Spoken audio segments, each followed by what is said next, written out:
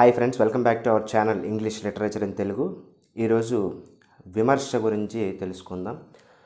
ఒక సాహిత్యంలో చాలా రకాలైనటువంటి విభాగాలు ఉంటాయి. ఆ యొక్క విభాగాలు జానర్స్. ఆ జానర్స్లో drama, poetry, prose, fiction, non fiction, అలాగే క్రిటిసిజము, విమర్శ అనేది చాలా కీలకమైనటువంటి పాత్ర పోషిస్తుంది సాహిత్యంలో. ఎందుకు లిటరేచర్లో సాహిత్యం అనేది చాలా అవసరము అంటే, ఏదైనా ఒక వ్యక్తికి తన యొక్క వర్క్ అనేది బ్యాడా గుడ్డా, మంచిదా చెడ్డదా, లేదా సొసైటీకి ఆ వర్క్ ఎట్ట ఉపయోగపడుతుంది అనే విషయాన్ని తెలియజేయాలి అంటే ఒక ఆథర్కి విమర్శ అనేది చాలా అవసరము అని చెప్పి మనం తెలుసుకోవచ్చు. ఈ విమర్శ గురించి పలు రకాల వ్యక్తులు పలు రకాలుగా చెప్పటం జరుగుతుంది, విమర్శకులు. కానీ విమర్శ అనేది వెస్ట్రన్ కంట్రీస్లో చాలా ముందుగా ప్రారంభమవుతుంది. అరిస్టాటిల్ నుంచే ప్రారంభమవుతుంది ఈ యొక్క క్రిటిసిజం అనేది. ఈ యొక్క క్రిటిసిజంలో భాగంగా అరిస్టాటిల్ తన యొక్క పోయిటిక్స్ వర్క్ని రాయటం జరుగుతుంది. అసలు ఆథర్ అనేవాడు ప్లాట్ ఎలా రాసుకోవాలి, క్యారెక్టర్ని ఎలా డిజైన్ చేసుకోవాలి, అలాగే ఆ రైజింగ్ యాక్షన్ ఏంటి, ఫాలింగ్ యాక్షన్ ఏంటి, మిమిసిస్ ఏంటి, కెథార్సిస్ ఏంటి, ఈ యొక్క ప్యూరిఫికేషన్ ఏంటి అని చెప్పి అరిస్టాటిల్ తమ యొక్క పోయిటిక్స్లోనే ఈ యొక్క విషయాలన్నీ కూడా సంగ్రహంగా సంక్షిప్తంగా విశ్లేషిస్తాడు. మిమిసిస్ కానీ, ప్యూరిఫికేషన్ కానీ, అలాగే అనగ్నోరసిస్ కానీ, హామాస్టియా కానీ, ప్లాట్ ఎలా ఉండాలి, క్యారెక్టర్ ఎలా ఉండాలి, ఇలా అన్ని విషయాలపైన విమర్శాత్మకంగా చర్చించి సంక్షిప్తమైనటువంటి వర్క్గా ఆ యొక్క అరిస్టాటిల్ రాసినటువంటి పోయిటిక్స్ని ఆ యొక్క వెస్ట్రన్ ఫిలాసఫీలో చేర్చడం జరుగుతుంది, పోయిటిక్స్. ఇక ఆయన తర్వాత వచ్చిన హొరాస్ రాసినటువంటి ద సబ్లైమ్ అనే వర్క్లో కూడా నిజమైనటువంటి పోయిటరీ ఎలా రాయాలి అని చెప్పి హొరాస్ కూడా రాసుకొస్తారు. ఇక ఆ విధంగా మాట్లాడుకొస్తే చాలా విషయాల గురించి చాలామంది విమర్శకులు తన యొక్క సాహిత్య ప్రపంచంలో విమర్శనాత్మకంగా వర్ణించుకుంటూ తమ యొక్క విమర్శనాత్మకమైనటువంటి శైలిని రూపొందించినటువంటి వ్యక్తులుగా ఈ యొక్క విశ్లేషకుల్ని పరిగణించవచ్చు. ఇక ముఖ్యంగా ఈ యొక్క వీడియోలో మనం దేని గురించి డిస్కస్ చేద్దామంటే, చాలామంది చాలా రకాలుగా విమర్శ రాసినప్పటికీ కూడా వెస్ట్రన్ ఫిలాసఫీలో పోస్ట్ మోడర్న్లో ముఖ్యంగా ప్రపంచ యుద్ధం తర్వాత, రెండవ ప్రపంచ యుద్ధం, మొదటి ప్రపంచ యుద్ధం తర్వాత చాలామంది విమర్శకులు రంగంలోకి రావటం జరుగుతుంది. ఆ రంగంలోకి వచ్చినటువంటి విమర్శకుల్లో చాలామంది ప్రముఖమైనటువంటి వ్యక్తులు, చాలామంది థియరిస్టులు, నెరేటాలజీ, స్ట్రక్చరలిజము, పోస్ట్ స్ట్రక్చరలిజము, ఇలాంటి చాలా విషయాల్ని సంగ్రహంగా సంక్షిప్తంగా థియరిస్టులు వర్ణించడం జరుగుతుంది. కానీ ముఖ్యంగా మన యొక్క వేలో కాకుండా ఆ యొక్క క్రిటిసిజం అనేది ఎన్ని రకాలుగా ఉంటుంది, అలాగే ఏ సెంచురీలో, ఏ యొక్క శతాబ్దంలో ఏ విమర్శకులు వచ్చారు అనే విషయాల్ని ఈ యొక్క వీడియోలో సంక్షిప్తంగా తెలుసుకునే ప్రయత్నం చేద్దాం. వాటిల్లో విక్టర్ హ్యూగో అనే ఆయన క్రిటిసిజం గురించి ఏం చెప్తాడంటే, is the work good or bad, that is the critics domain. క్రిటిక్కి ముఖ్యంగా ఉండాల్సింది ఏంటంటే, అది మంచి వర్కా చెడ్డ వర్కా అనేది జడ్జ్ చేయటం క్రిటిక్ యొక్క బాధ్యత, ఆథర్ యొక్క బాధ్యత కాదు అని చెప్పి విక్టర్ హ్యూగో చెప్తాడు. ఈ యొక్క క్రిటిసిజం అనేది ఎన్ని రకాల అనేది తెలుసుకుందాం. ఫస్ట్ది లెజిస్లేటివ్ క్రిటిసిజం, అలాగే judiciary criticism, theoretical criticism, evaluative criticism, impersonal criticism, comparative criticism, descriptive criticism, textual criticism లేదా ఆంథాలజికల్ క్రిటిసిజం, అలాగే కంపారిటివ్ క్రిటిసిజం, అలాగే psycho analytical criticism, archetypal criticism. ఈ విధంగా క్రిటిసిజంలో వచ్చినటువంటి చాలా జానర్స్ గురించి మనం మున్ముందు ఈ యొక్క వీడియోలో తెలుసుకుందాం స్లైడ్స్ రూపంలో. ఇక ఏమాత్రం ఆలస్యం చేయకుండా ఈ యొక్క వీడియోని స్టార్ట్ చేద్దాం. Let's get start our video. విమర్శల రకాలని క్షుణ్ణంగా సంక్షిప్తంగా ఈ యొక్క వీడియోలో పిన్ టు పిన్ తెలుసుకునే ప్రయత్నం చేద్దాం. ఈ యొక్క వీడియో తర్వాత క్రిటిసిజం అంటే చాలా వరకు ఒక అవగాహనని కల్పించే ప్రయత్నంగా నేను చేయటం జరుగుతుంది. కాబట్టి మీరు కూడా శుభ్రంగా విని దాన్ని అర్థం చేసుకుంటారని భావిస్తూ ఈ యొక్క వీడియోని స్టార్ట్ చేద్దాం. ఇలాంటి మరెన్నో వీడియోస్ కోసం మన ఛానల్ని ఇప్పుడే సబ్స్క్రైబ్ చేసుకోగలరు. ఇక ఏమాత్రం ఆలస్యం చేయకుండా ఫస్ట్ రకమైనటువంటి లిటరరీ క్రిటిసిజంలో పార్ట్ అయినటువంటి లెజిస్లేటివ్ క్రిటిసిజం గురించి తెలుసుకుందాం.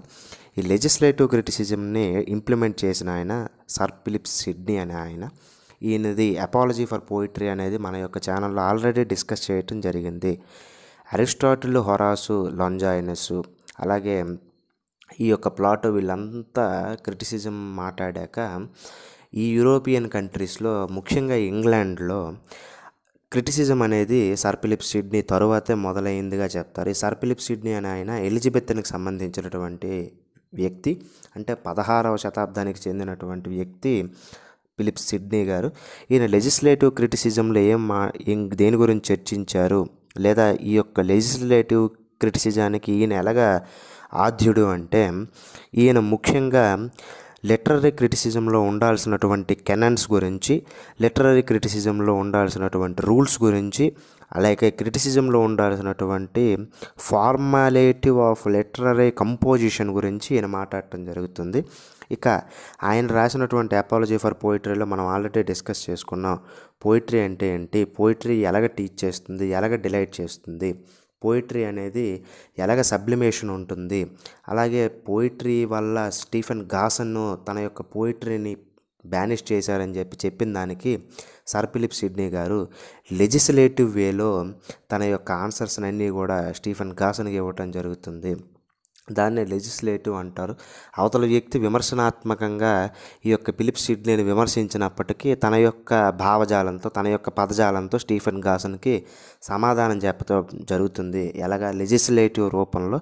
కాబట్టి లెజిస్లేటివ్ క్రిటిసిజానికి సర్ ఫిలిప్ సిడ్నీ అనే ఆయన ఇంప్లిమెంట్ చేశారు అని చెప్పి మనం ఇక్కడ తెలుసుకోవచ్చు.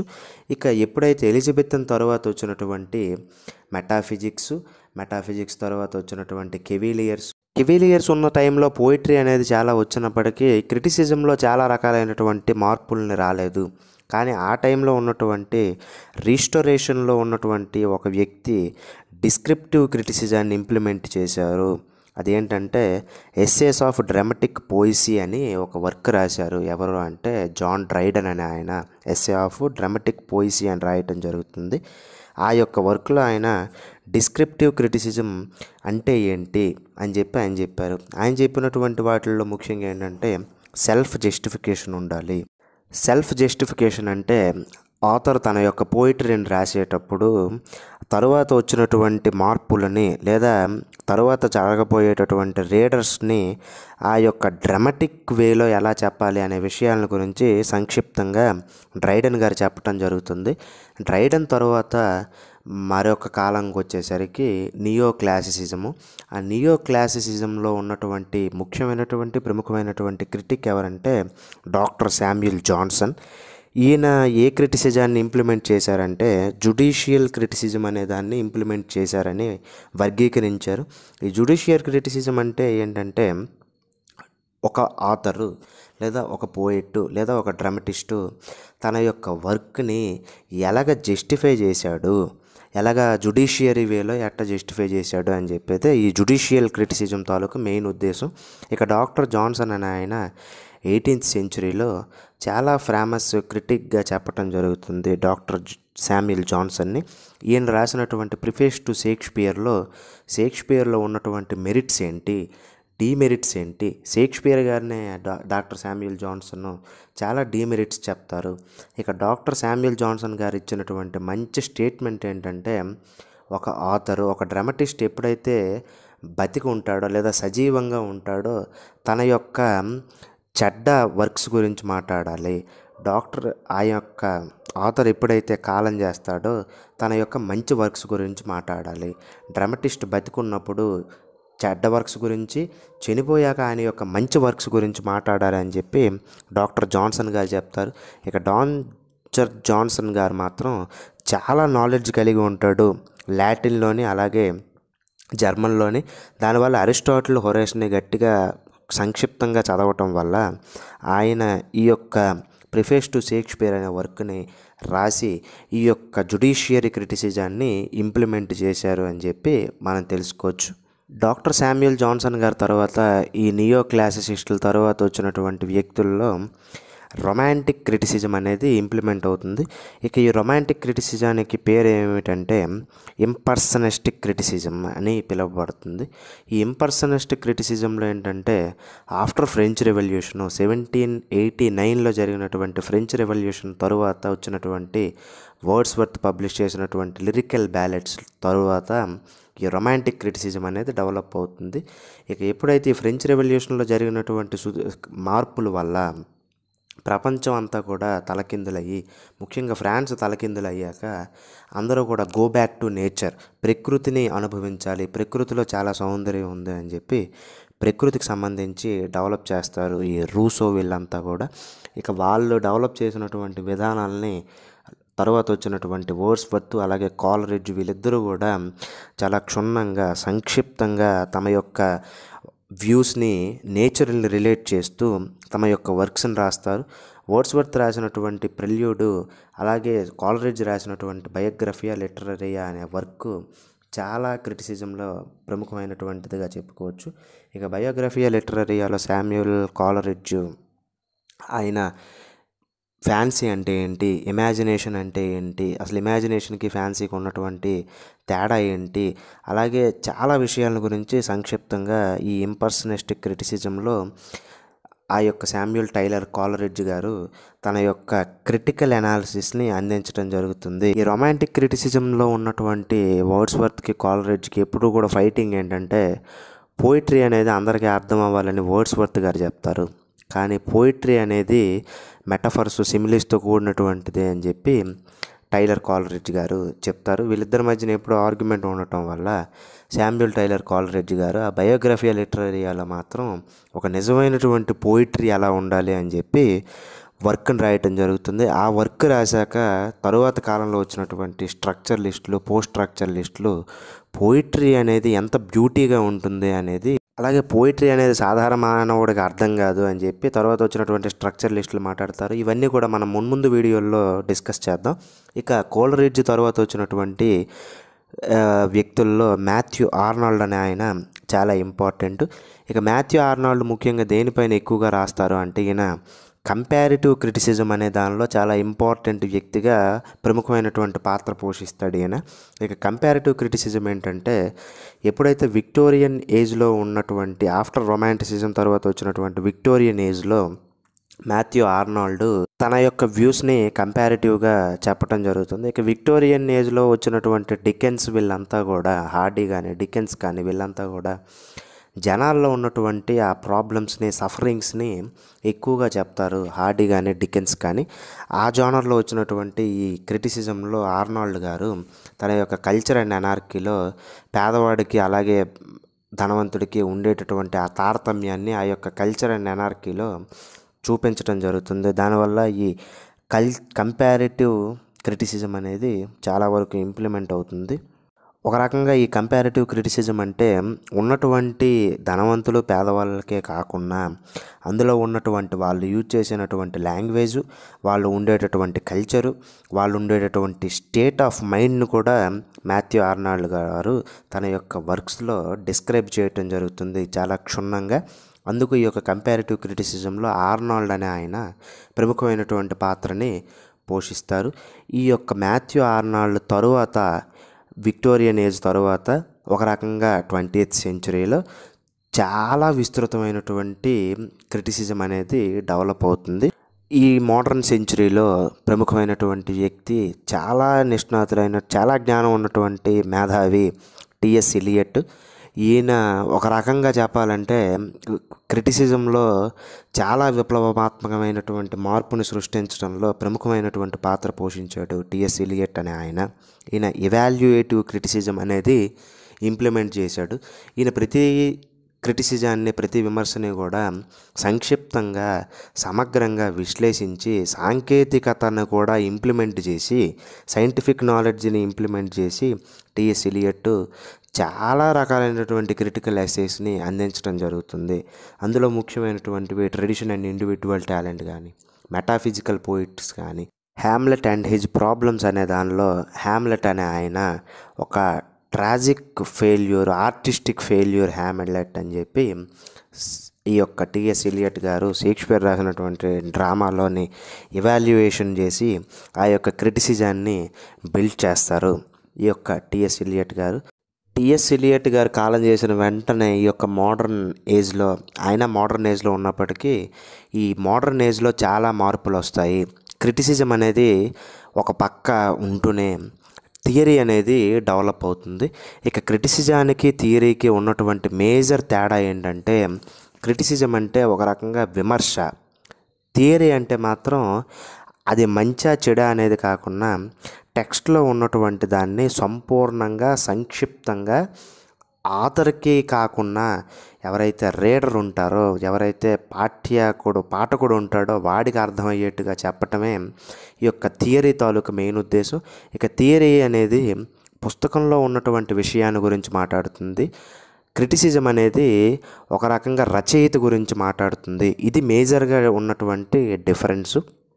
ఇక థియరీలో చాలా ఇంపార్టెంట్ ఆయన ఎవరంటే ఐఆర్ రిచర్డ్స్ అనే ఈయన క్రిటిసిజాన్ని ఇంప్లిమెంట్ చేసినటువంటి వ్యక్తుల తరువాత ఐఆర్ రిచర్డ్స్ ఒక రకంగా థియరీలో మొదట ఆయనగా చెప్పుకుంటారు. ఈయన ఏం చేస్తారంటే, ఒకనాడు తన యొక్క యూనివర్సిటీలో కొంతమంది స్టూడెంట్స్ని తీసుకొని ఒక పోయిటరీని ఇచ్చి ఇది చదవండి అని చెప్తారు. పిల్లలంతా కూడా చదువుతూ ఉండగా ఆథర్ గురించి ఏమాత్రం కూడా చెప్పకుండా ఐఆర్ రిచర్డ్స్ చివరాఖరులో ఆ పోయమ్స్ తాలూకా సమ్మరీని లేదా తమ యొక్క అనుభవాలని ఐఆర్ రిచర్డ్స్ తీసుకుంటారు.